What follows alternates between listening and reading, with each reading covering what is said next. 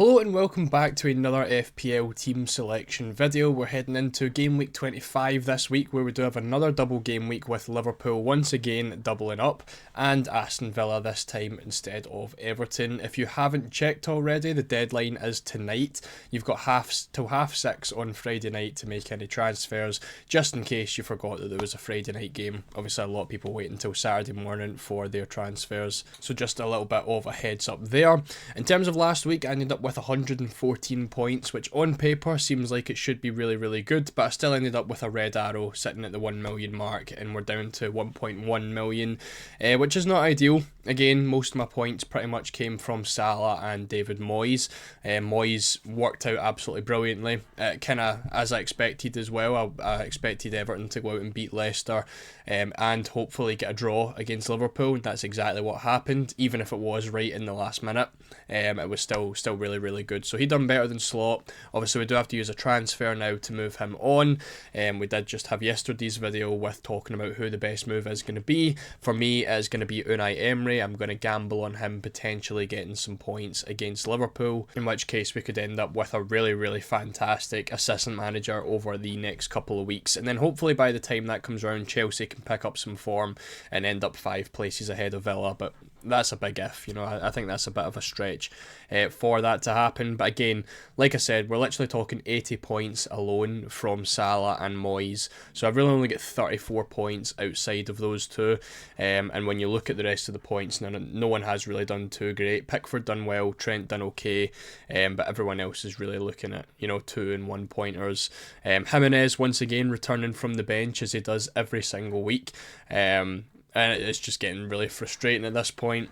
But again, what can you do? I think on paper it seemed like the good move to go for, and unfortunately ended up scoring again, which he always does. So looking at the best fixtures for this week, as we previously mentioned, we have 2 more doubles for Aston Villa and Liverpool as well. So they're going to be your 2 key teams to look at this week.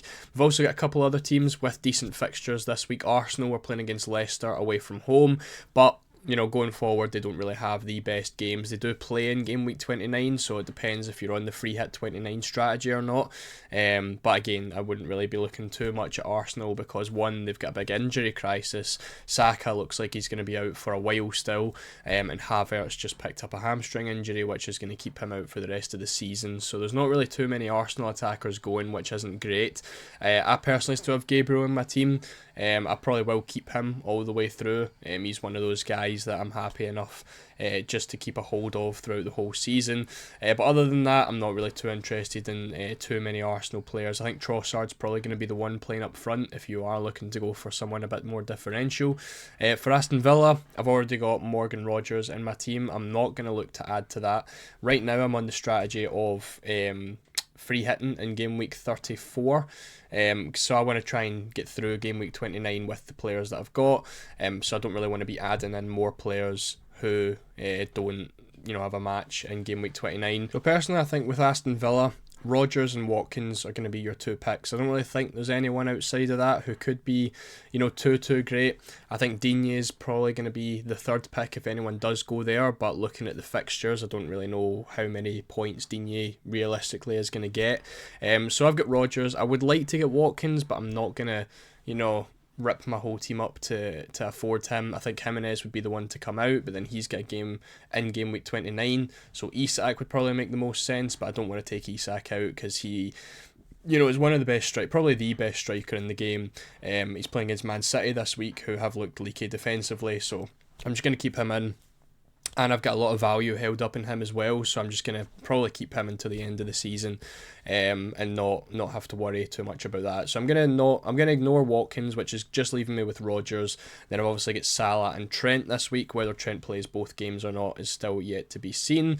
For Bournemouth, really nice fixtures. Southampton away, Wolves at home, and they have a nice fixture in game week 29. So definitely looking to get some of the Bournemouth players in. If you're not in a free hit 29 strategy, that is definitely the way to go. I picked up Kluivert last week, and this week it is going to be Kerkez for myself who comes in. I'll talk a little bit more on the transfers in a little bit. So that is definitely something I want to look at. Maybe in a couple weeks' time, I'll bring in another midfielder depending on what goes on. I still want to bring in the likes of Mbeumo for Brentford. We'll speak about them in a little second as well. So a couple of transfers I still need to work out over the next few weeks before we get there. Palace, I'm ignoring. They do have really nice fixtures, and I wish I brought them in earlier. Munoz a really good one. Mateta obviously fantastic as well. But again, it's another situation where I don't really want to bring in any Palace players because they do blank in game week 29. For Liverpool, already kind of spoke on them. I've got Trent, I've got Salah. Gakpo now looks as though he's picked up an injury and is a doubt for the Wolves match, so he's a little bit less of a good pick. We'll see what people do with him over the next few weeks. But Man City away, Newcastle at home. I'm happy enough right now with my double up. Trent will come out before game week 29, leaving me with just Salah, and I'll just stick him on the bench for game week 29 as well when they blank. Then for Brentford, I've got Valdemarson and I've got Wissa so far. I want to add Mbeumo to that. I'm not going to do it this week. I think that's going to be next week that happens, and I'm going to take Trent out to a cheaper defender in order to afford that. Rodgers will probably be the one that comes out with him also blanking in game week 29. So a hit this week and then a hit next week is probably going to set me up perfectly fine for game week 29, not having to worry about that free hit. So with that being said, this is this week's transfers. Moyes is going to go to Unai Emery. Again, was tempted by Slot this time because there is some doubts over what Emery is actually going to get against Liverpool, but as what I'm going to be doing, moving to Emery and hoping that he can get, a draw the same way Moyes did against Liverpool, and then a -4. We're going to be taking out Lewis Hall. Newcastle obviously blank in game week 29, and they've got Liverpool and Man City coming up between that. I don't really want to hold a Newcastle defender, and Kerkez is going to be the one coming in with the fantastic fixtures. So this is how the team is looking heading into game week 25. 3 doublers again, Rodgers, Salah and Trent. Salah is the obvious captain again, which is why there was no captaincy video again this week, because there's really no point in even looking into the stats. Salah's the obvious pick with the double game week. We've got the 2 Bournemouth players up against Southampton and Kluivert and Kerkez. Hopefully they can do something nice. The only issue I think I could face this week is the fact that a lot of my players are playing away from home.